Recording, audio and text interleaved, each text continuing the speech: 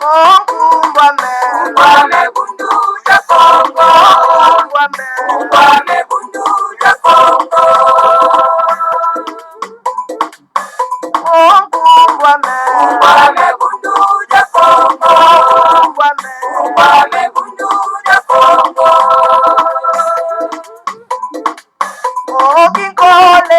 Kole kukongo ya mweniko. Kaya tela mane mumbanje. Mukuluza kanda ya Kongo. Mukuluza kanda ya Kongo.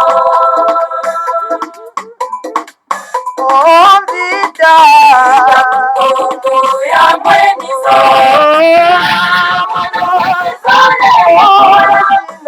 Kaya tela mane mumbanje. Mwana vita kukongo. Mwana vita kukongo. Kongo ya mweniko.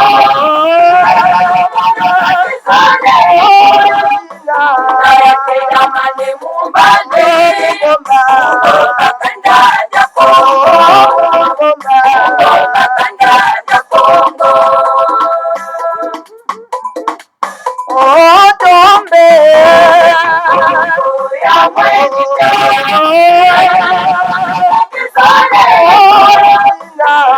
tela mane mumbanje. Kanda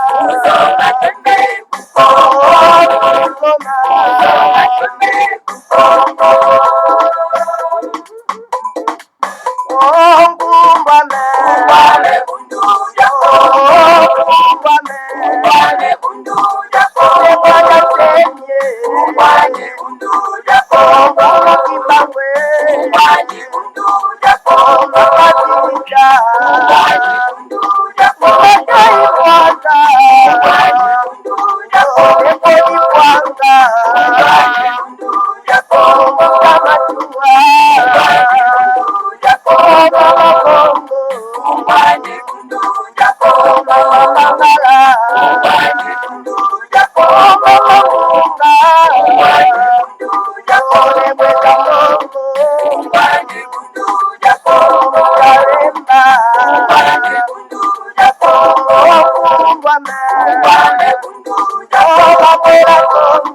Ungwame bundu ya Kongo.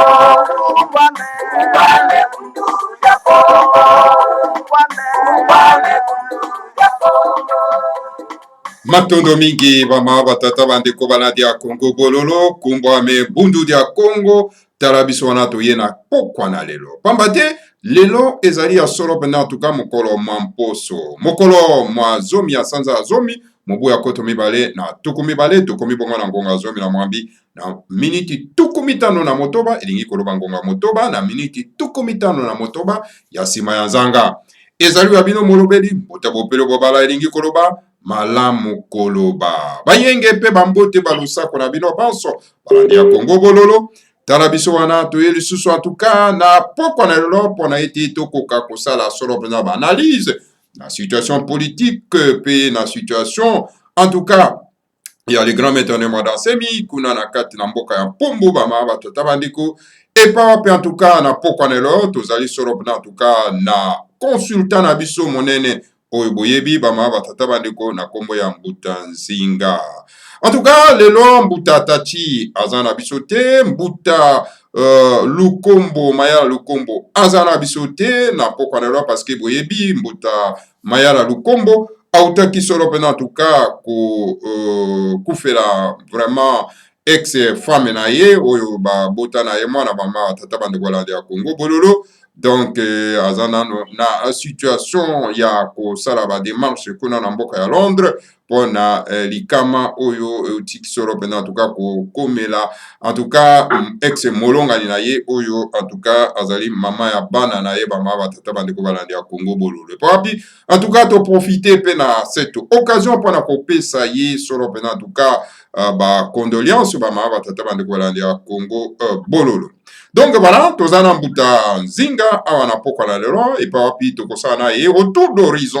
En tout cas, d'horizon la situation politique et surtout en tout cas oyo ezali kosala tole donc oyo ezali kosala makelele mikolo bamama batata bandeko na likambo etali solo mpena minembwe oyo ezali solo mpena tuka territoire ya République démocratique du Congo mpe eteni ya mabele ya bana ya Kivu bamama batata bandeko ya babembe balandi ya Congo bololo. En tout cas, sans plus tarder, toke solo mpena tuka na mboka Kinshasa na Pumbu tokutana solo mpena tuka na mbuta nzinga ye moko se présenter mpona ete baoyo bayokana no ete mpo bayoka ye lisusu bama batata bandeko atuka mbuta nzinga yenge balosako mpe bambote no kuna na mboka ya Pumbu olobi boni ingeta te kila mwana nkongo kapaka mapalisi ya bantu yani bindamene mukisunzula idina mono impangi eno mbuta nzinga kawandiako ngudi ame vwilu mvyo ndamba sedi ame vwilu mvyo nsundi idina mono nyina mfuma ndamba mwana nsundi bambute bayaya yenge keno losako mbote atuka matondo mingi mbuta nzinga bama batata bandeko boyoki solo mpena wana ezali mbuta nzinga kasi bama batata bandeko avant tokenda solo mpena tuka epai ya mbuta nzinga mpo tosala tour d'horizon ya actualité politique parce que lelo en tout cas tokomeka na kose chauffer na situation politique na kati ya mboka bama batata bandeko alandi ya Congo bololo kasi tokomeka nano kotia mosapi mosape pa wapi en tout cas bandeko na biso bazolala pongi bandeko na biso balingi bato bazolala bato bazolalisa bango pongi mpona nini bino bakongole bokomi bamediocre boye koaccepte ete bato moko boye bacharlatan balalisaka bino pongi bamama batata bandeko esengeli koyeba ete na ekeke na ekeke periode na periode na mokilo toza na yango na mabelo toza na yango ezalaka na changement na yango esenge tokoka koyeba yango tozalaki tovandelaki mateya ya ere ya poisson mateya ya ere ya poisson ezali nini lokuta tozolia na lokuta tozomela na lokuta tozolala na lokuta tozotambola na lokuta tozosambela na lokuta makambo tu na lokuta wana ezalaki ere ya poisson oyo Yesu Masiya ayaki ere ya poisson yango omoni lokuta yango etikali na biso na kati ya mboka ekomisi baindo babolole ere ya poisson bareligion nyonso wana bozosambela katolike protestant medisali binzambi bongo na bongo eza kaka na kati na lokuta ce sont des commerçants spirituels. C'est tout à fait normal parce que baza kotambola na ekeke ya poisson et pourtant ekeke wana ya poisson esi esilaki déjà na l'an 2000 c'est-à-dire 1999 1999 na minuit esi esilaka so si tokotaka déjà na ere ya verso ekeke ya verso ya kinati masa yango toza na kati.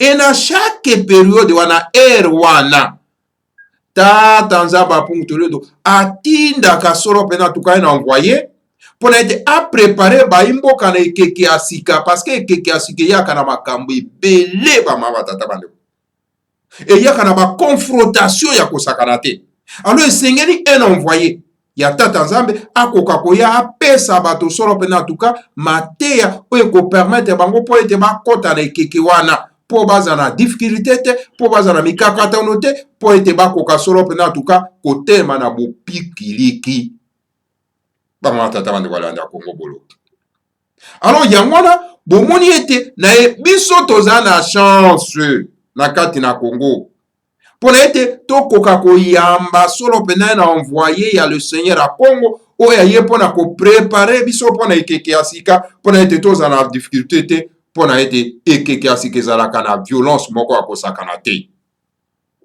Alors mosungi wana oyo tata nzambe apuntulendo atindi mpona ete akoka komema bana na ye bazala na donc na pasi te mpona na kokota na ekeke oyo sene mwanda nsemi tout mwana nzambe ne mwanda nsemi l'esprit créateur bama tata bandeko balandi ya Congo bulu. Et voilà ba politicien médiocre baza na Congo, ba médiocrité tondi na Congo trop bango nde baza koluka nde ko éliminer ko assassiner po batikala kaka na ekeke ya poisson. Mais oyo déjà tata nzamba sa a lobby. Mais yo un cafard moko boye, un individu comme de mortel yo ya ko dévier yango, mais okoko kate bama batata bande ko landa Congo bololo. Donc les grands maîtres ne mandan semi ayena ekeko pona ete amema biso ce qu'on appelle na kati ya réconciliation de race. Pourquoi réconciliation de race? Pourquoi réconciliation de race? Pona nini? Parce que ba race humaine emisalami mabe trop. Kobomana, koyiba, kokosa, bama tata bandeko, race humaine basalami mabe trop. Alors il a fallu mosungia kokakoya pona komema bato na ero ya verso pona réconciliation de race boyokani ya baloposo. Et c'est le travail du grand maître Namadasé. Et toutes les races doivent suivre Sentu mwana nzambe pona ete mokili sikoyo kwa kotambola na bolongani ya malamu na ndenge ya malamu bama batata bandeko po ekoka kobalana. Alors tala moi ba petit peuple oyo baza na esprit ya bonzambe te na kati na bango babite to batikala kaka na ere ya poisson ya lokuta. Alors moto aye komema biso na boyokanisi ya boloposo tolingi te to boma kaka bazozwa ba conseil mateya na bapaya, bazozwa bibundeli na bapaya pe baza koya komeka nzoto pona ete bakwaka ko boma envoyer wana, mais bazolonga te bazokoka te. Alors bama batata bandeko balanda Congo bolo. Alors okomona bandeko na biso bazolanda de bato lokola bankusu. Nkusu c'est quoi ça nkusu? Un perroquet tchakou na kati na lingomba na ye alokuta azoluka mwa mosolo na ye azwi bainga na kati na ye o vuvamu elingi koloba nini pona ye alobi ke baindo bolamuka po bosala basala nini soki balamuki basali nini epi bakolamuka na ker mateya oyo oza kopesa bango mateya ni o mondele asalaka biso boye mondele asalaka boye totelema po tozala contre mondele tobundisa mondele. Ce n'est pas ça mateya ere verso. Mateya ere verso oyo le grand maître aye na yango pona ko réconcilier les races. Et mateya oyo aye na yango pona ko yebisa baindo bonzambe ya solo. Alors bino ba pasteur, ba mbongo, ba église catholique et protestante, Almedisari, etc. Vous êtes tous les églises étrangères. Alors baindo bazali kuna esengeli kolongwa kuna kozwa mateya ya ere ya verso pona ete eko permettre bino pona kotambusa mboka na bino. Mais bino bokomi kobanga. Bokomi kobanga obi mais non mais soki bundu dia Congo est triomphé. Alors donc tokozanga donc ba honneur na biso tozwaka honneur ya lokuta. Alors donc tokozala sous dans ba privilège wana te tozalaka na yango mais ali père moko ya lokuta parce que soki boyambi bonzambe na bino et ko permettre bino pour être bon garder toujours ba prérogatif na bino wana.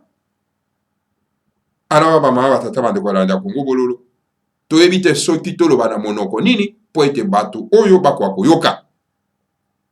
Alors bana somi ya mboka Congo bino pe bato bozolanda bango, cela veut dire que bolingi pasi na bino ekoka ko continuer et senge ko mettre fin na pasi oyo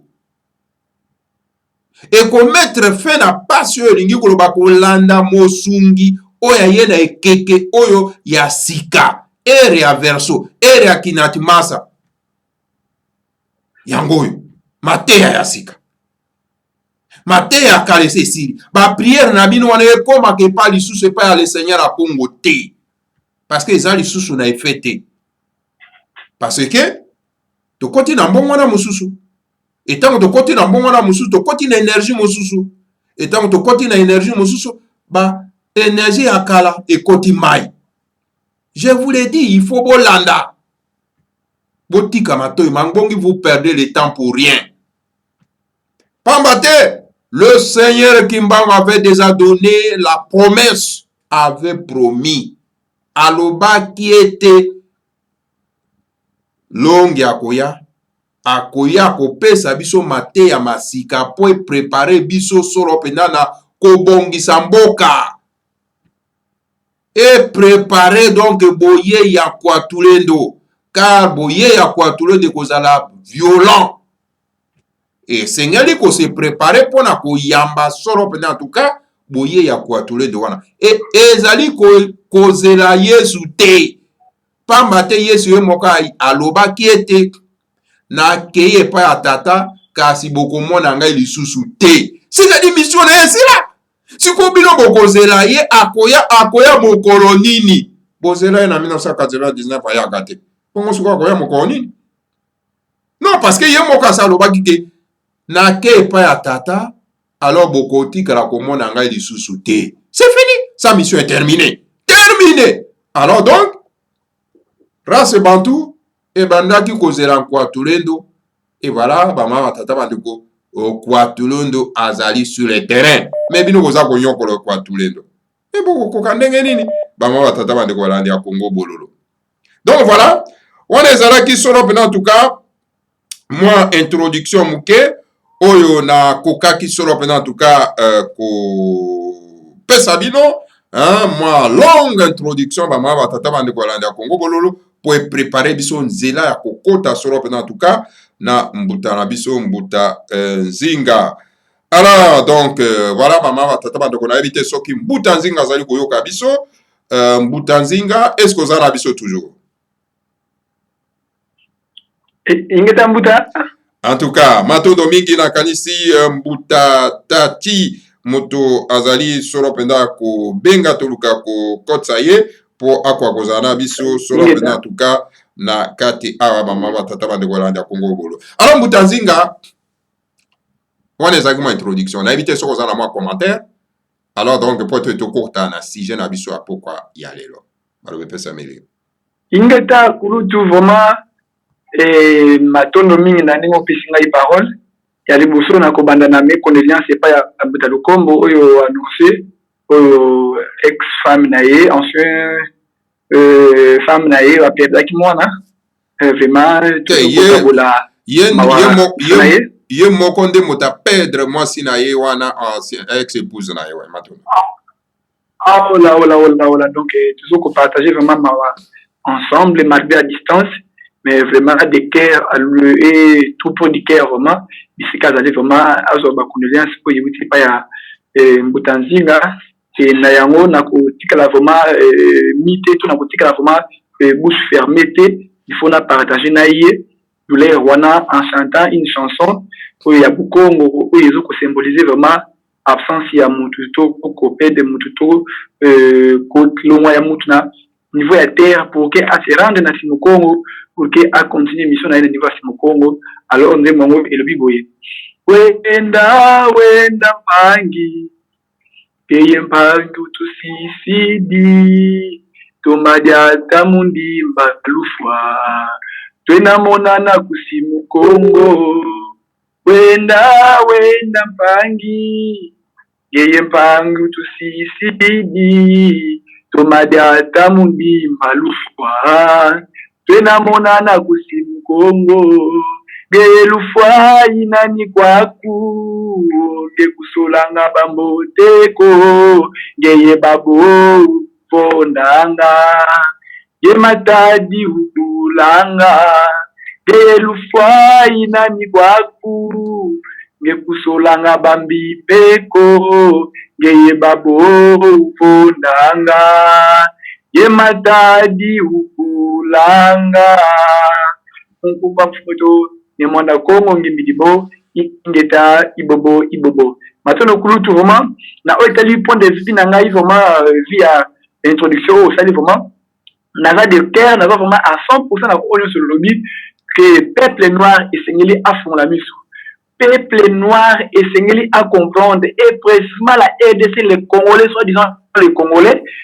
il faut pas fongo la miso et kulutu ngai na benga ba Congolais te et ne sont plus les Congolais et on est tous de la prison à ciel ouvert et créé par un démon au nom des rois c'est Léopold II qui n'a ni wana vraiment azali vraiment satana oyo asala ki prison oyo zo mona mulunge ekoti lelo parce que tout na kati ya prison kolia ya mabe nyonso ya mabe yango zo mona mulunge ezali makasi alors bana ya mboka ya kimbambala ya RDC esengeli to fungola miso kulutu ola nanga 565 Buddha voilà esengeli to fungola miso awa kulutu bopele alobi esito komi na temps diverso tango oyo balobi réconciliation est du principe fondamental kasi soki bo respecter ba loi divine wana te tant pis pour vous car quand tous les dossiers là pour frapper et balobi arrivé na ye ezali métier mais oui mais besoin mona yango te mais quand allez-vous parler de Covid-19 mais c'est une guerre. C'est une guerre. Combien qui sont perdu la vie na guerre wana? Mais beaucoup. Mais bino bozo métier bino bozo la yandengeni. Nani ayebi guerre sainte? Nani ayebi guerre mbuta mundu kulutu la guerre sainte personne ne connaît la guerre sainte. Vous connaissez la guerre sainte? Personne. Et voici la guerre sainte. C'est ça, très silencieux. Des armes très dures qui se bombent. Et on est bombardé, mais batu bazo koyoka yango te. Ezo ko beta na mokili. Batu bazo koyoka yango te parce qu'ils allaient ba explosif ya molimo. Vous avec vos petits savants, petits savants, inventent des armes chimiques atomiques qui bombardent boum au petit corps, mais le ciel, les anges, les bien et savent manipuler la nature et fabriquent des armes très silencieuses. Vous dites, personne ne sait qu'est-ce que c'est abominable. Et aux hommes, pas conséquence. Votre mpiaka en Afrique, vous pensez mpiaka en Afrique, et dans l'mpiaka ya solo. Mais il est là. Il a envoyé un moment mais il a fait plus de 33 ans ou 35 ans d'enseignement. Longi wale mami, on l'appelle à Kikongo, longi wale mami, et qui signifie l'enseignant de douceur. Il a enseigné en douceur, mais personne n'a compris, mais personne n'a accepté ses enseignements.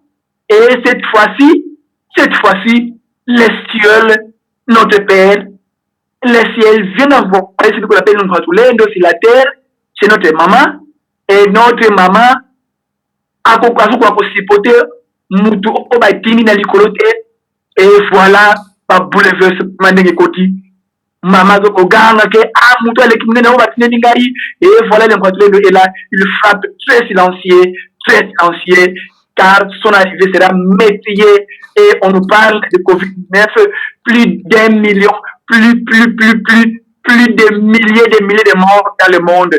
Oh, ils allaient entre parenthèses, ils allaient qu'un flash, parce qu'il y a ma t'entendez par la RDC, problème de Tokolobela yango ya minembwe, Tokolobela yango kulutu, vraiment, moi, point de vue, nanga ina, introduction à l'issue, yango yo, ingeta. Matondo mingi mbuta nzinga. Alors mbuta nzinga, situation ya minembwe ezos beta tole kuna. C'est quoi ça kuna na kati ya pumbu? Hein? Soit disons ba politicien médiocre oyo ba telemi au créneau pour na ba situation ya minembwe. Moto ba bengi rubewa, a bengi ba ambassadeur, a bengi siba banani généraux ya armée, bengisi, politiciens, kekuna pour installer une petite économie qu'on appelle Minembwe. Alors, toyoki réaction, il y a soi-disant mon Kozerabino entre guillemets, Monsieur Chilombo alias Félix, hein, azakoya que non. Donc, towana profiter na absence nangai pour na kokena kosala makambo wana. Alors, na suspendre donc mineur comme commune. Mais suspension ne veut pas dire annulation. Et s'il y a l'annulation, il faut l'accompagner par Mokanda. Oyo Mokonzi a signé que annulé, n'est-ce pas? Donc, Nini Minumbe comme commune. Mais lui il parle de suspension. Oh, Balsali Makambwana parce qu'il y a Zala quitté. Mais cela veut dire que M. Chilombo alias Félix ne dirige pas la République démocratique du Congo. Et Toza Kolobanabi notango iso ete Chilombo n'a pas le pouvoir na maboko na ye. Alors, il continue à vous mentir. Azoko sabino. Et puis, besoin di makoko sama. Okomona ba kolite na bango lokola ba guli mongo bato ba mesana na jalelo ba mongo jalelo. Hein? Donc, azoko yemba jalelo, azoko mona kende kona azana bokonzi te, mais azako tinda ye soro pena en tout cas na libulu ba batata ba ndekola ya Kongo bolo. Alors Mbutanzinga Minembwe. Minembwe ezali nini? Nini kuna ezali koleka na kati ya Mpumbu na Kinshasa? Matondo kulutu vraiment question oyo esalinga esengo moko banana bota mbali bosana yoka question esengo boy kulutu bisika batu bazo kobela estomac bazo komela ba phosphalgel ngai awa nazo ko seka ndoto etondi sai kulutu depuis makamango ebandaki et ma santé vraiment a changé et j'ai vraiment grossi un peu. Vraiment, na komi benda na santi, na komi benda elenge ya solo. Pour na na komi elenge ya solo, c'est parce que na moni que on n'a pas de politiciens chez nous, on n'a que des aveugles. Et on n'a pas des humains chez nous, on n'a que vraiment des humains télécommandés.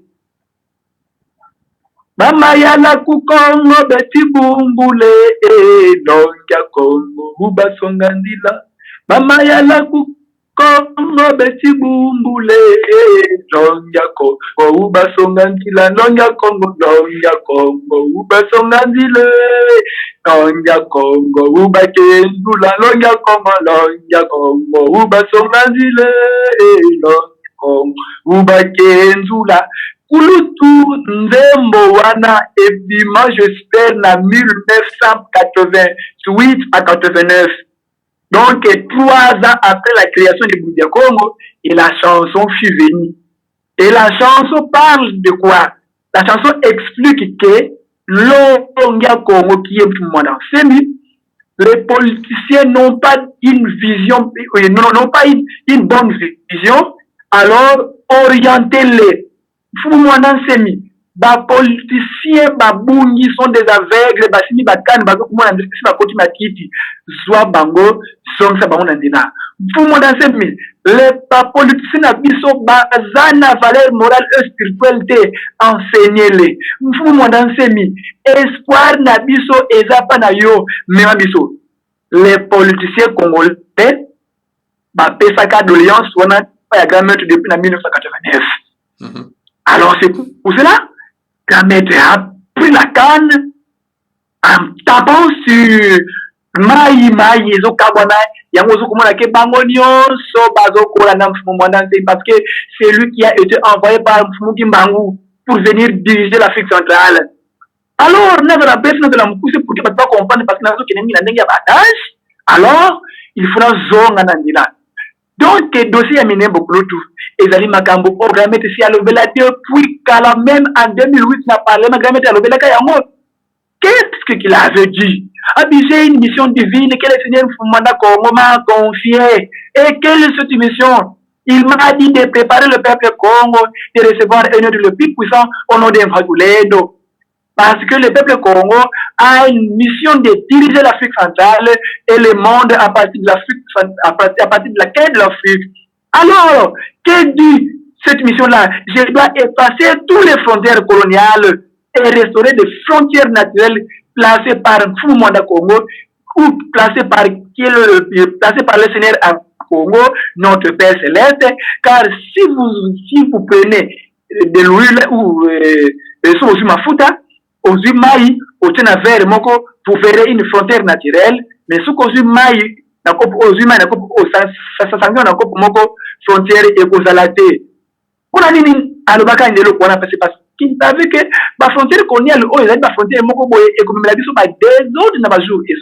Alors, effaçons la frontière coloniale pour que des autres, des guerres inutiles, des conflits esalatés. Suite aux frontières coloniales, les Balouba étaient chassés na Kakatanga, leur terre natale, les Babenaka Bango, suite à la frontière coloniale. Les Bakongo en Angola étaient chassés suite aux frontières coloniales. Même au Brazzaville, toujours suite aux frontières coloniales. Alors qu'est-ce qu'il faut? Je suis venu effacer toutes ces frontières coloniales-là pour que la gloire et l'abondance règnent à l'Afrique centrale et dans le monde. Et mettre fin à la colonisation des races. Donc, Kouroutou, naït makamouya minembo ezoko kamusa naïté parce que ezali ba mission oyo le Seigneur à Congo a fait ça kibiso pour effacer les frontières coloniales et mélanger les peuples séparés. Kouroutou, il y a des banyam, c'est qui on appelle le banyamunalenge. C'est moi le moment. Voilà, il y a Rwanda Bazali et il y a RDC Bazali. Pourquoi les Banyamulenge en RDC? Pourquoi les Banyamulenge au niveau de Rwanda? Pour tout ça, analyse pourquoi les deux peuples, mais les différents pays. Et la question est que Bazalaki Batuya place Moko. Batuya Mboka Moko, Batuya Mabele Moko, kasi frontière coloniale et séparé Bamou. Alors, où est le mal? Ce qui va se décider, bah, on va frontière coloniale. Mais Mbouta, où est le mal? Mbouta Bolimbisi n'est si kawan. Bolimbisi n'a pas mouké. Parce que Banyamulenge n'existe pas dans le Congo. Et loko babengi Mulenge ezali montagne, ezali ngomba ya Mulenge. Ezali batute. Voilà. Bango bazali batuti. Les tuti mboka na bango ezali kuna na Rwanda. Bayaki wana na kati ya mboka na biso ba comme de réfugiés. Bayaki ba réfugiés. Alors le kola ba pesi bango ba nationalité ba pesa bango d'abord la nationalité na Mobutu. Mobutu abotoli bango lisusu parce que compte tenu non pas ya Zumbuluke na bango. Alors donc sikoyo balingi bazwa mabele sikoyo ya bana ya Kivu ya babembe par ruse na lolenge ya moyibi. Le grand maître a dénoncé que loko wana ke batuti basa bakeba parce que balingi kozwa mabele ya Kivu pa ya race bantu par ruse. Ozomona na ndenge escroquerie na moyibi. Donc Banyamulenge il y a pas des enfants qu'on appelle des Banyamulenge. Donc, Mulenge ezali montagne, bango bazali tuti, donc, bayaki ba réfugié na kati ya mboka, alors siko balingi babotoro babembe mabeye na bango. Alors donc, voilà en tout cas, sala moi engela na esika wana malobe pesa mimi. Matondo kulutu wana moi classement wana vraiment ezali malamu mingi. Kulutu nyonso wana ezali ba désordre oyo ezali semé par ba colonisateur. Parce que ba frontière o batila biso ezali ba frontière insensée. Ezali ba frontière moko boye na ba frontière na biso te. Suite il y a désordre o ba bandaki yango zo mona ezo continuer iti pelo. Kulutu, notre mission c'est de venir mettre fin aux frontières coloniales et préparer l'Afrique noire à une nouvelle technologie ou préparer l'Afrique centrale pour qu'elle recevoir la grande puissance pour qu'elle diriger Mokili par rapport à la volonté de Tanzanie. Donc, écoute, ngai komona makamone zo koleka kuna ils ont comme ça parce que tu as dit que et ça va coloniser au bazo pour jouer ma rôle voilà pour que va créer toujours ba trouble en bénéfice na bango parce que dans la politique moko boy il y a divisé pour mieux régner et il y a ngo bazo ko sala et to el ba trouble ko banda bango babani ko yiba alors peuple noir peuple africain ngana yo kulutu et c'est nous comprendre déjà à Mondele alors ceux qui comprennent déjà à Mondele qu'est-ce qu'il faut il faut avoir des dialogues internes et prendre des solutions majeures, des solutions durables, prendre des décisions vraiment, il y a vraiment, alors comment prendre des décisions il faut balanda le guide au Bayelibiso. Le guide est là. Le guide est là. Ma solution, nous sommes pas guide et zali je mouke parce que attendez na tani perso atini biso guide ya solo à exemple monasini pour que a préparer biso na recevoir les rois divins et sinon ce sont toujours qu'on néglige tant pis pour nous sinon au tout le monde a pas conséquences et bien ba cause parce que biso to traiter mingi ba conséquences et ba cause to tikaka entre temps un problème ba traiter la cause et non les conséquences et biso si ko to ko lobela ba conséquences mais ba cause toujours lobela yango te alors nani aiba cause on a dit ils allaient guide oyo batine biso qui aime fumona semi oyo azana lourde charge ya ko enseigner ba politique aérienne ya ba noir ba politique aérienne ya ba état africain pour que ba comme ba politicien ya solo parce que ba joueur ya avant de diriger les états africains il faut être un politicien teinté de spiritualité tout ngana yo on est déjà teinté ngana yo tu allez battre autres choses formation ngana tu vas battre autres choses enseignement ya solo oh eko sala biso pour que tu vas kukamba Afrique ya lobby kurutu matono mingi Mbutanzinga mais Mbutanzinga yo lobby nesika no lobby que non ba politicien en lobby sengele ba kwa koza la teinté de la spiritualité mais moi qu'on azali teinté de la spiritualité bon azali teinté de la spiritualité qui encore babinza baza teinté de la spiritualité bazali teinté na spiritualité te kulutu bango bazoko salela baloge ya bamipaya bango bazoko salela ba sacrifice humain bango bazoko salela ba médaille magique ba bac magique ba mouchoir magique on a dit nazoko koloba yango parce que kibonzambe bazoko salela ezali ya bisote kibonzambe na biso yango yo Bourbia Congo loge na biso yango yo Bukongo alors j'invite tous les pasteurs nyosona ceux qui balengi ba comme teinté de spiritualité qu'ils viennent apprendre le Bukongo car le Bukongo c'est notre religion le Bukongo c'est notre science que nous devons consommer le Bukongo yango ekopesa biso ndakisa yango ezo la biso bisika to uti et bisika tozali et bisika tozoko kende entre temps la religion christianisme au bango bazo ça là ezoko la biso bisika to uti te ezoko la biso bisika tozali te ezoko la biso bisika tozoko kende te bako kamba ba eta na biso ndengini parce que ba yebi bisika to uti te ba yebi bisika tozali te ba yebi bisika tozoko kende te bango makambi ya tant de personnes ba yebi yango te bango ba malongi ya Bukongo ba yebi yango te kia kukenga na kenga ba yebi yango te nsiku wa 10 mudinu ba yebi yango te ozoko na kulutu alors bako la teinté de spiritualité donc bazali teinté de spiritualité bango bazali teinté de sang teinté de taxman occidental teinté de la religion occidentale donc ils ne sont plus teintés de spiritualité car le Congo chez nous Bourbia Congo et c'est lui qui forme qui active les Orangangulendo qui active les prototypes de Seigneur à Congo en ce temps-là quand vous êtes activé de cette prototype de Seigneur à Congo c'est par là au komi connecté au komi natango na sikoyo au komi ndete spiritualité au tumiki na Kikongo wasi wadimbu ingeta mais Mbutanzinga mais pourquoi ces gens-là ont peur il y a Bukongo et nous on dit les banques sakabango na kati ya Bukongo pourquoi ils ont peur matondo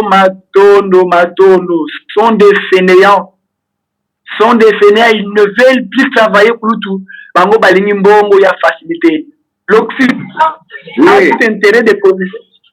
L'Occident a tout intérêt de coloniser l'Afrique. Pourquoi? C'est parce que avant qu'on respire na kati ya Afrika. Occident respiration naie finaye ezokoleka na kati ya Afrika. Alors qu'est-ce qui se passe par là? Il cherche à corrompre tous les fils de l'Afrique.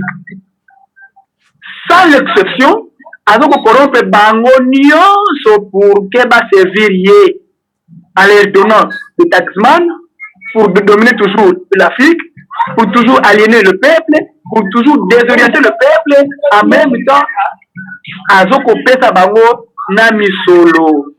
Tel que les noirs sont perdus de la vérité, bamoni misolo eleki na tina suite ya peut-être qu'on peut parler jeunesse, banipesa na bango na mosolo, et misolo wana yango zomona ke et bomi mboka yango na momi ke bazasa toujours aliéné et baboli koya na Bukongo parce que le Bukongo ezoko promettre bango bongo te Bukongo ezoko promettre bango bongo te yango zomona ke bazoko kima Bukongo kulutu en étant Bukongo c'est notre produit Bukongo c'est notre science Bukongo c'est notre religion donné par les ancêtres c'est le toit de Congo donné par le Dieu à Congo Mwana Congo supervisé par Mbuta Kimbangu Matondo mingi en tout cas Matondo mingi Mbuta Tati en tout cas place Yozali Ozana Makela Mbuta Tati en tout cas vous faites trop de bruit je ne sais pas qu'est-ce qui se passe Mbuta Tati est-ce que vous m'attendez s'il vous plaît Mbuta Tati vous m'attendez Mbuta Tati vous m'attendez Oui, allô Mbouta, je vous écoute. Mais il y a trop de bruit là où vous êtes, s'il vous plaît. Il y a trop de bruit.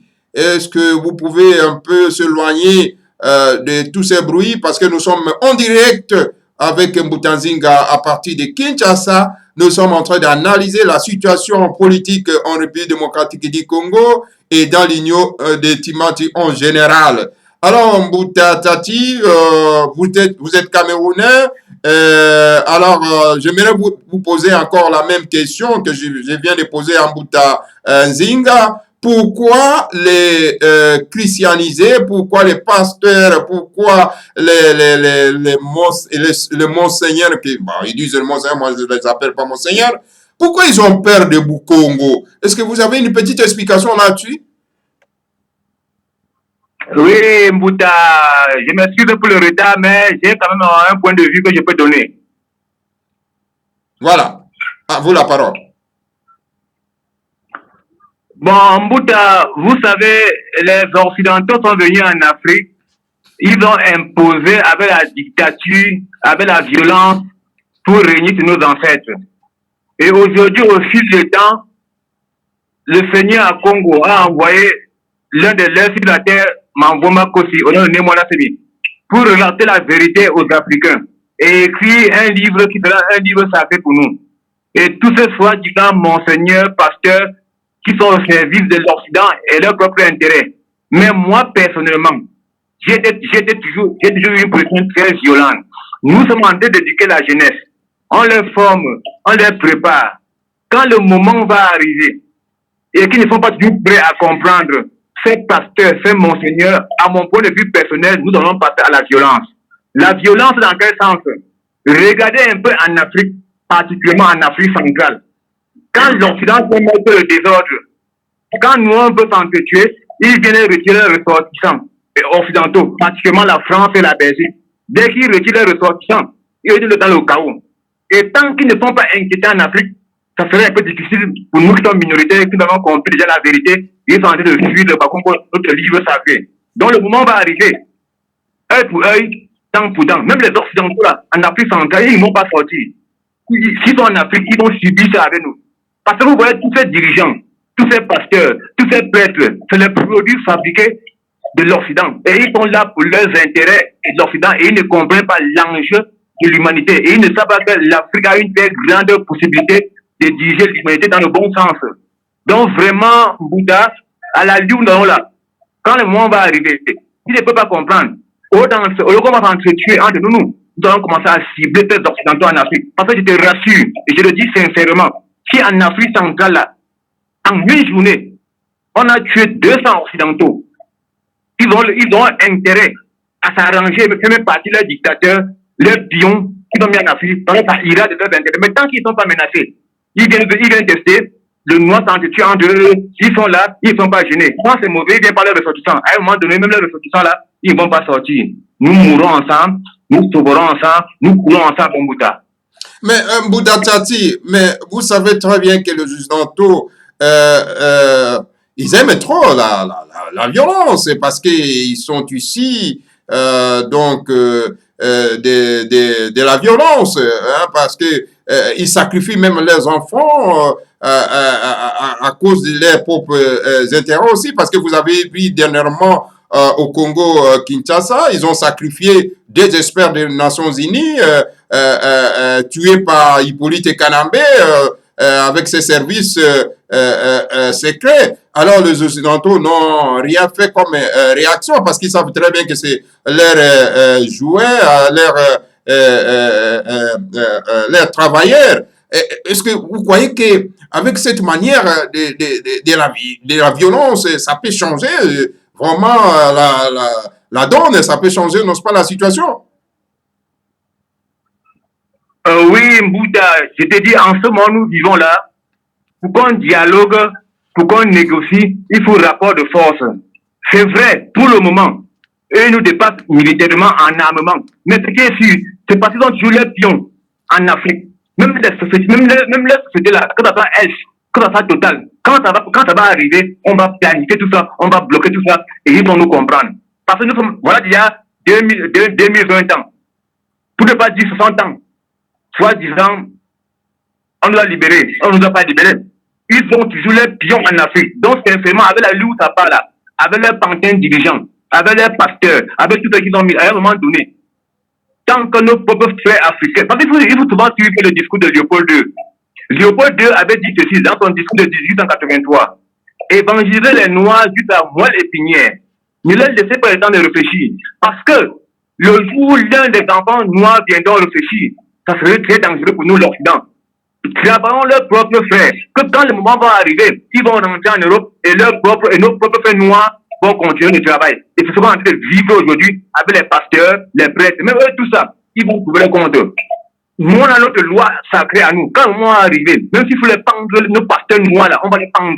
S'il faut les faire la violence, on va les faire et attaquer aussi l'Occident sur le terrain. Parce qu'en ce moment-là, pacifiquement, ça serait très difficile pour nous. Parce que l'Afrique de 45 ans, 70 ans, le cerveau est déjà bloqué. C'est déjà des décès, il ne peut pas comprendre. Donc, il faut que nous fabriquions la nouvelle génération qui vont prendre et comprendre la vérité. Et quand le moment va arriver, Mbouta, on va donner le mot d'ordre.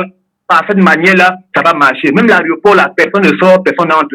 Les deux experts des Nations Unies qui sont morts là, pour eux, ça ne coûte rien. Pour eux, ça ne coûte rien. Si c'était un ambassadeur occidental qu'on avait tué, vous devez voir que les deux devaient changer. Donc, parfois, même les deux occidentaux qui sont morts en RDC, ces deux occidentaux sacrifiés. Et il y a des gens clés, comme leur ambassadeur là. Un bon comme un ambassadeur en otage. Mbouta, je vous rassure, dans les 48 heures, ils vont parler du bon français. Ça, vraiment, c'est ce que je suis en train de dire. Merci, Ngeta. En tout cas, Matondo Mingi, merci beaucoup, Mbouta Tati, Matondo Mingi, Mbouta Tati. Tozo il susukuna na pour Mbouta Nzinga. Tout le bien dans nos situations, il y a les grands maîtres. Le grand maître, ça, vraiment trop silencieux. Et il ne parlait pas parce que Bato un peu s'inquiétait. Bon, en fait, quand on dit Bato s'inquiétait, c'est-à-dire que ceux qui sont fidèles à lui, hein, c'est là qu'il aime, au Balingakaï. Hein, bazo confesse de noirs, silencieux. Est-ce qu'on peut brosser dans nos situations? Il y a les grands maîtres motosa sur le terrain, et zandengeni pour na couper ça. Qu'est-ce que les grands maîtres de Mandasemi manquent maintenant là pour que Akoka soit en tout cas pour reprendre l'activité parce que il y a un silence. Bande baza ko tout na silence wana ezali dina nini est-ce que situation na ye ezali ndenge nini bino bato baza ko côtoyer bozo kenda kuna est-ce que okoko yebisa biso vraiment en bref? Matondo kulutu vraiment mutuna moko ya kitoko parce que baimboka ibele baso koselela mutuna wana vraiment ndenge bayoki mutuna wana batsepeli pe bazo la réponse c'est ya kitoko pour que esepelisa bango pe réponse wana ekuyi kofungola makambo ebele Kouloutou Bopele, vraiment la vie de Mfumonasemi actuellement est dure même. Pourquoi dur? Avant 2017, Mfumonasemi avait 4 études 4x4 détruits par Bangounia, détruits par le gouvernement, la gouvernement congolaise, avec la guerre à niveau de ma campagne, na palais royal, où il y a des habitations à Mfumonasemi. Et la guerre a occasionné vraiment plus de 5 morts. Et bien nion ça il est là qui détruit. En même temps, le gouvernement a écouté, il faut répéter même acte. Mais c'est comme on a pas comprendre. Donc, à l'époque, pour se déplacer, n'avait même pas de problème, il y a des déplacements d'ailleurs. Mais actuellement, pour se déplacer, et comme il n'a pas de difficulté, il y a ma casse. Donc, il faut acheter la location et ça, ce n'est pas normal. Pourquoi ce n'est pas normal? Parce que quelqu'un qui n'a 4 études et après 3 ans, 4 ans, a commis incapable, même il a se faire déplacer pour qu'il ait la même bande de. Parce que avant il faut allouer. Alors, accord nyonso, tout bilaka nyonso, au gouvernement congolais a réalisé. Tu dois comprendre est-ce que ici a réalisé qui banguma bameli tout ndengenini. Alors, question là vraiment, ngai pe nazo kutuna yango et pas ya vice-président ya parti ya BDM. Ba éclaircir biso na kawana. Ce qui va éclaircir biso te na kawana, biso attend que vraiment peuple pour se soulever na elokwana. Parce que trop c'est trop. Tozeli va prendre en charge ya makambwana, mais bazo prendre yango en charge et biso jeunesse attend que te fait de Bumbia Congo qui buta nsinga kawandako to prendre makambwana en charge pour soulever le peuple en demandant la vérité sur les dossiers de Mfumonasemi à propos de remboursement ya bien aye ma matériel en espèces même na niveau ya mbongo et arrangement ya bunker na parce que bunker est dans la kinde ngona te. Kouloutou ezali sango ya mawa. Ezali sango mawa. Alors, tout la moussou n'a rien à faire par la vice-président yango. Le vice-président, en regardant comme ça, c'est comme si vraiment pas du ebele balingaka grand maître. Ebele balingaka grand maître. Si les 4 tribus, si les 4 grandes tribus, ils ont la 4 RDC, les Bangala, les Bachouali, les Balubande, les Bakongo, et ils ont la battu ebele balingaka grand maître. Et ces gens-là, bazana pour ça ya kokotze Batouana, Bakotinaka déjà. Alors, qu'ils nous disent, organisation nini, oyo bazo kozala à propos ya financement, oyo utaka les 4 points, yamokili oyo, pour qu'elle mette na biso aba na vie moko boye ya kitoko. Il est un grand mani Congo, ako vivre na ba vie wana te. Ako vivre na ba vie wana te. Il faut tout bongisa ye. Il faut tout rendre meilleur. Il faut tout rendre au-delà de lui-même. Pour que à comprendre que Maté a mis te comprendre pour que à comprendre que il a formé des gens et non des robots. Actuellement, Gramet a formé des robots parce qu'on est tous télécommandés quelque part. Et quand est-ce que tu te prends en charge? Alors, Azana Mawami n'a pas le comportement de se comporter envers lui, le vice-président, le président Ampuna. On lobby na situation oyo mi tuna oyo malgré ngai ba tuni na Congo bolo mais ngai pe na zui yango nazo ko transférer yango pour que oyo ka yango kulutu bonfuna. Donc prenez vos en charge, prenez votre responsabilité, il faut le mettre en pratique pour que le peuple a comprendre les situations actuelles de grand maître. Et pour moi, la situation actuelle de grand maître est vraiment miséricorde. Et ça vraiment donc naba récré à ma casse pour la mettre un grand mani Congo à vivre à traverser vie entre temps à plus de 5 millions, plus de 10 millions, plus de 20, plus de 100 millions de personnes au balingakaye, au bandiment mission naye, au bandiment enseignement naye. Mais vous êtes incapable de réencadrer ou d'encadrer tout ce peuple-là pour que va financer, pour que pasi ma leader na bango ezali mawa makasi kulutu dernièrement nakendaki na ndolo na prison nakutani na bandeko nakendaki nano no epai ya bandeko ya basi nakutani pa bandeko ya basi tosololi après nakenda bandeko ya mibali nakutanaki na Mbuta Baku qui est mon frère aussi, c'est l'un de Congo central na niveau ya Kipese toyebani na ye mingi et nakendaki kotala ye nakutani na ye na tuni ye situation na bango utu ayebisi na ye depuis baya na Kinshasa bazala transféré j'espère na 2019 ba transféré bango na Kinshasa si lelo ata cadre moko nanu akende ko rendre bango visite ata action moko ya cadre tout ya bedem politique na biso nanu esalama te entre temps bazo alors Mbutanzinga peut-être organisation mondiale droit de l'homme oui pour tout ouais au katana continue. Ok, voilà. Donc, je disais ceci que, donc, il y a un financement, il y a une aide, mon côté, dans la contrepartie, pour qu'elle prenne des banques en charge. Alors, pour tout, entre-temps, ma cotisation, tout ça, ça, tout le temps. À propos, il y a tout dans la prison. Naïmoko, je cotise. Moi, Mbutanzinga, je cotise. Mais pourquoi ceux qui n'ont qu'un dolo, n'a qu'à la bande de Konangaï, est-ce que, bon, parti bazo répondre biso parti qui para biso ti oh même bongo otozo ko cotiser pour na bino awa iko na raté pour nani awa ba aide ko na raté pour nani alors kulutu ngai na zwa devoir ngai Mbutanzinga na zwa devoir ya okenda kandolo okenda kutikila ba mo mafuta mo biloko kolia mo biloko mikemike na makasi mo mapapa na bosu na ngai ya mukira ona za yango je nazo rendre service wana on a bolingo ya solo ya bande kuna biso. Alors la question à notre président Wampuna, à vice-président Wampuna, on lobby ni na organisation au Italie ba aide finance ba aide au réseau qui n'a pas prison parce que tout le côté ils ont combattu ils ont gagné wapi après ça biso éclaircissement na pourquoi na ko lobani wa parce que ba comme tout na azolo bani wa parce que ma mère est là. Ma mère oyo apoti ngai aza kuna na ndolo ya benadimbu ela teke ta tout le temps pana ye na tuna habitula na tuna bande comme souci basi na tuna bande comme ça mbali alors ce n'est pas bien comme ça kulutu ce n'est pas bien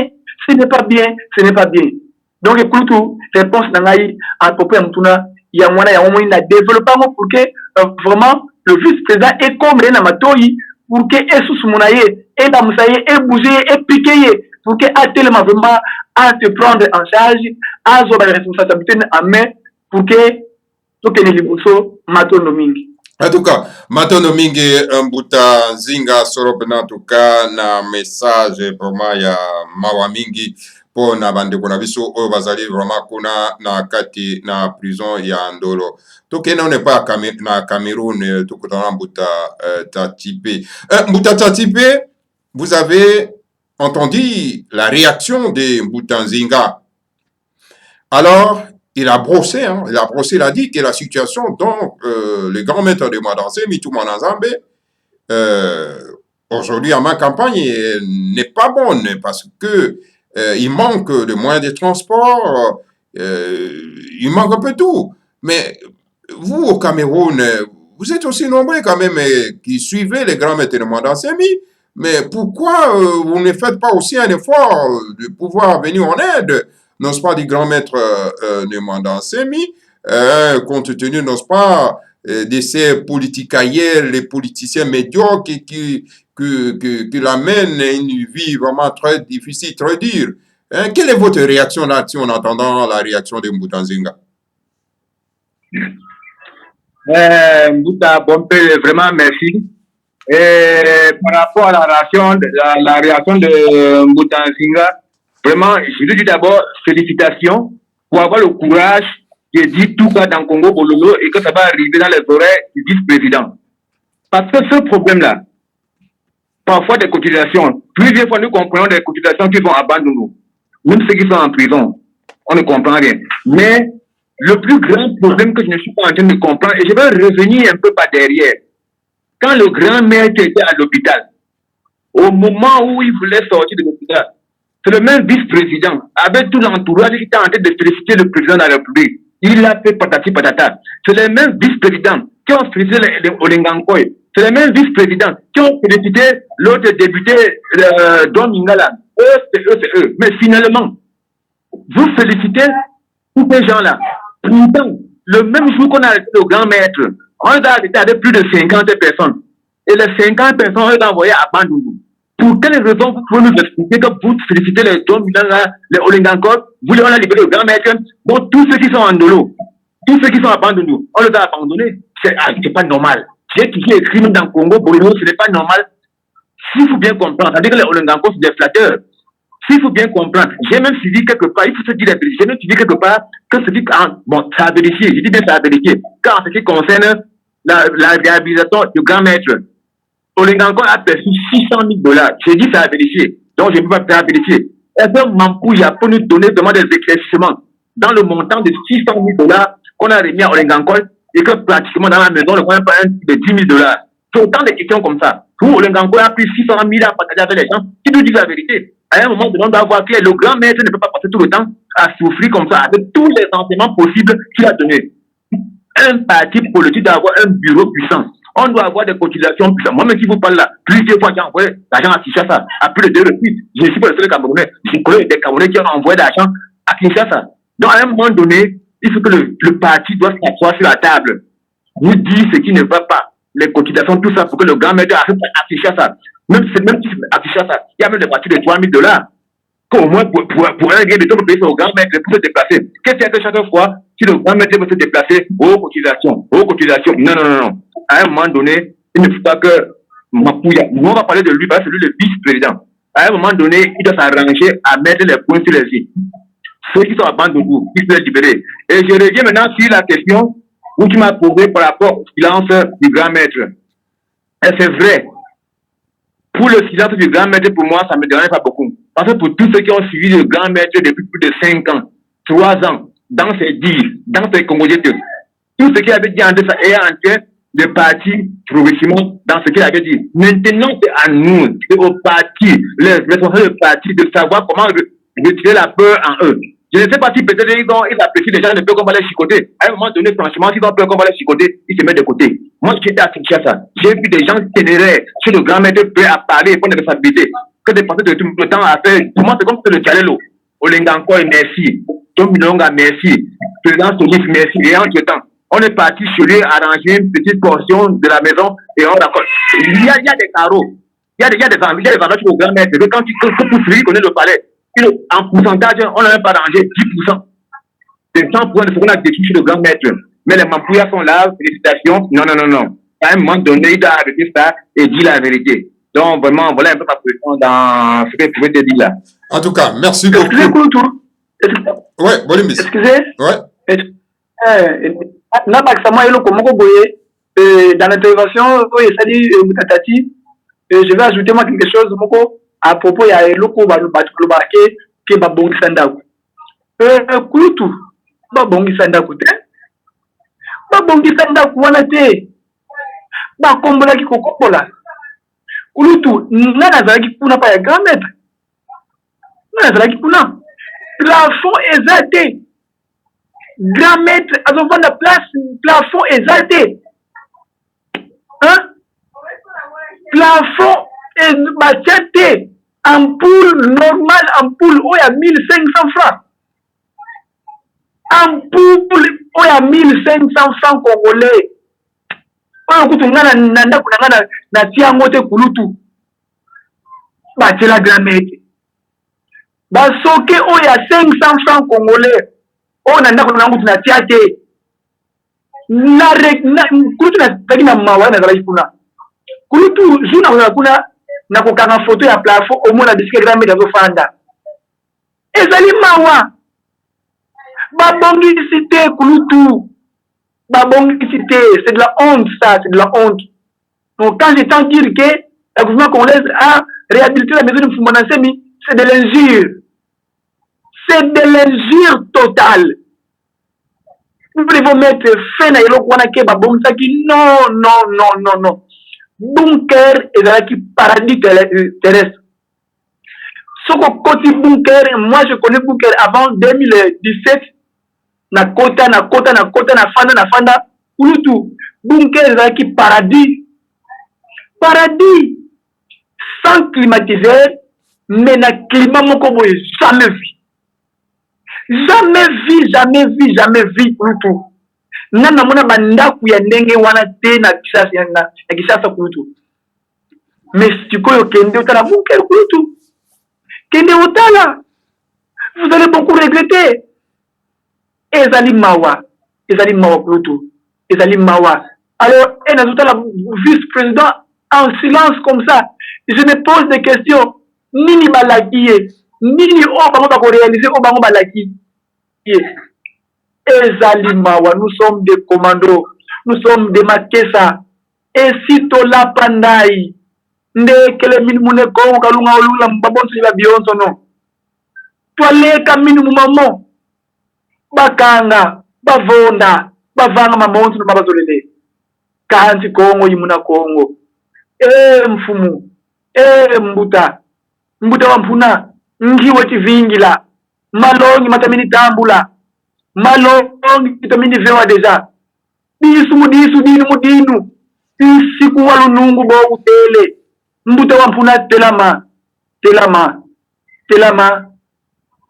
Kadi baleki babwaka nsuki. Tumbu kwa mbuta. Foku tela mene ko baleki babwaka nsuki. Tumbu wana baka.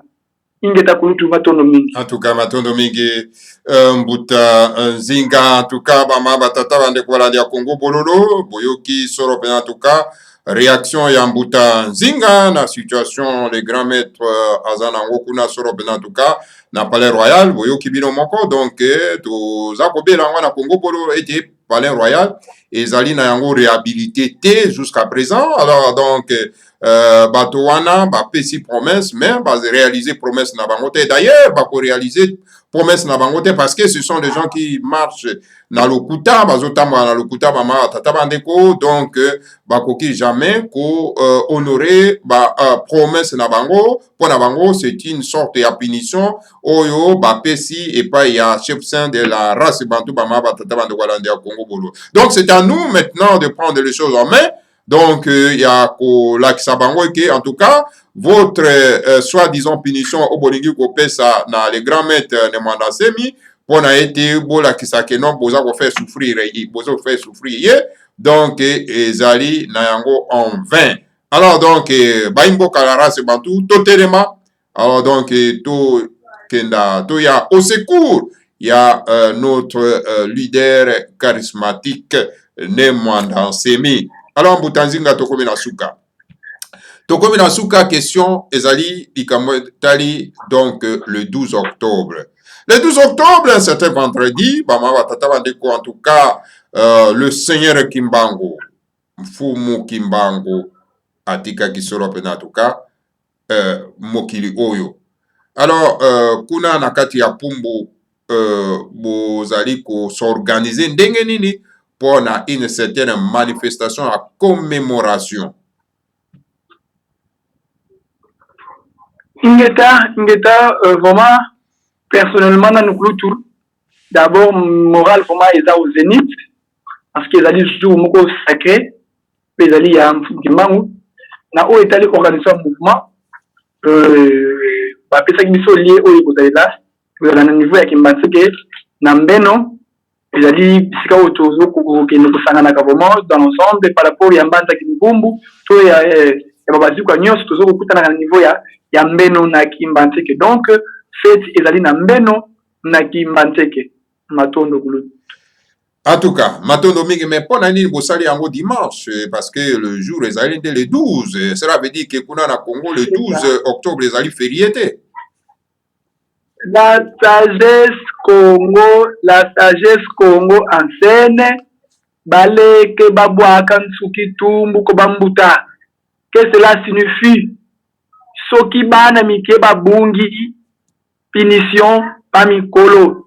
soki bana mike babeli kwashe kor punition pa mikolo kulutu punition pa mikolo grand maître asali ya ye musala grand maître musala na ye emunani na miso batu nyonso. Maintenant c'est de nous de travailler kulutu, c'est à nous de travailler, c'est à nous de grand maître azoko garde toujours silence na makambo nyonso kulutu. Grand maître azoko loba te. Alors batu o bapesi responsabilité baloba mais ezali mawa komona ndenge tozoko kendele ebaleke babwaka nsuki tumuko bambuta matondo kulutu. En tout cas, matondo mingi, en tout cas, tukomi na suka ma tataba de kotoke pa mbuta tatipe. Mbuta tatipe le 12 octobre, je veux dire. Donc, c'est la date de la commémoration du Seigneur Kimbangu. C'est le jour que le Seigneur Kimbangu a laissé le corps charnel. Alors, quelle est votre réaction là-dessus? Et là, au Cameroun, vous préparez pour cet dit événement? Oui, pour l'événement au niveau du Cameroun, tout ce que nous pouvons faire, je suis déjà en contact avec Kinshasa. Ils vont prendre la disposition pour faire une vidéo en direct où nous allons suivre ça un peu en direct pour suivre la vidéo qui va se passer à partir de Kinshasa en direct. Donc nous allons suivre les événements à Kinshasa en direct. Ok. Alors, qu'est-ce que vous retenez de cette date-là de 12 octobre? Bon, c'est une date historique pour nous. Où notre Seigneur Kimbangu, après tout l'enseignement, nous a quittés et nous a laissé la conduite à tenir. Donc, c'est un grand jour historique pour nous avec tout ce qu'il a vécu comme le coup dur, le mépris de l'Occident. Et après, il est parti, il nous a laissé toutes les consignes, toute la conduite à tenir. Donc, c'est un grand jour pour nous, historique, pour nous rendre vraiment hommage des vibrations. Oui, se retrouve là-bas pour tous les 72 ancêtres Bantou. En tout cas, Matondo Mingi, c'est le jour de la libération de l'homme noir, Bama Batatama de Kolada Congo Bololo. Donc, Wanezalaki sera en tout cas Mbouta Tatipe et pas plutôt bouclé. Émission Nabiso na pourquoi on a Bama Batatama de Kolada Congo Bololo. Partagez l'émission ya Congo Bololo. Nabaimboka, beau partager yango ata bawe bakolinga te ya koyoka ya kotala batala bayoka. Parce que c'est ici que la vérité Lobamaka, c'est ici que tu administres Kabato sur Penda Congo Bololo, et ça dit mon nom, qu'on a mis sur Batika la Gibiso, qu'on a causé Lobiko. Alors voilà, Bama Tataba de Kualanda Congo Bololo, voilà, tout comme Nabino, en tout cas, Mbala Sima, que le Seigneur à Congo vous bénisse tous et bénisse Nemanda Semi, bénisse la République fédérale du Congo, Ingeta. Ibogo, Ibogo. Afelika jampa di finamene tuwa. Kabu dia bakeluba. Uluzororo wajanda wa mungu tuleno. Makana mama musama futuka yotama. Osawe nina ninga masina makikuru. Moja futuka komo. Uluzororo wajanda wa mungu tuleno. Makana mama musama futuka yotama. Osawe nina ninga masina makikulu. Kongoja futuka Kongo. Afrika ya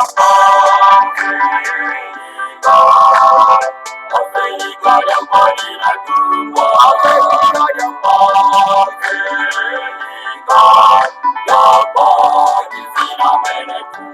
Afrika ya Afrika ya Marina Tumba. Afrika ya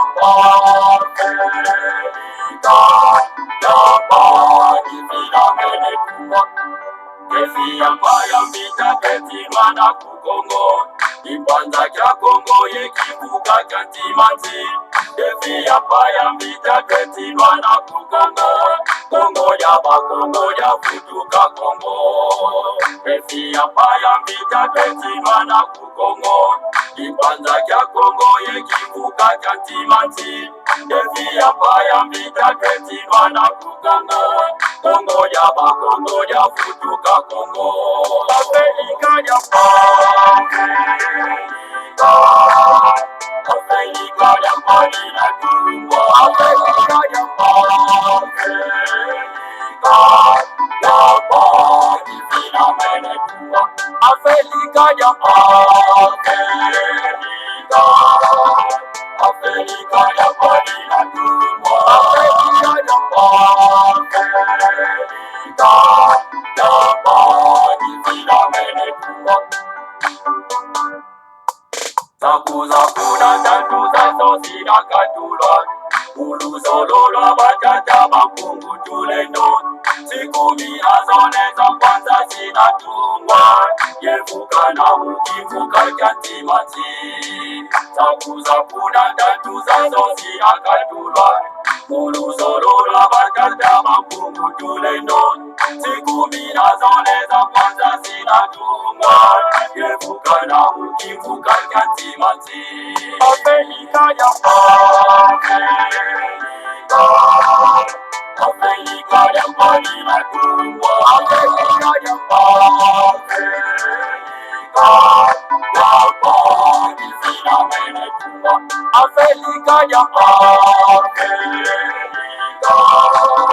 Afrika ya mbali na kubwa. Afrika ya mbali zina mene kubwa. Sikumi azole za kwanza zinatungwa. Kongo kwimaka ngubengela kuvanguzami. Oyo makatanga kivuku bangi chwapa. Kasaimu kivuka kyantimati.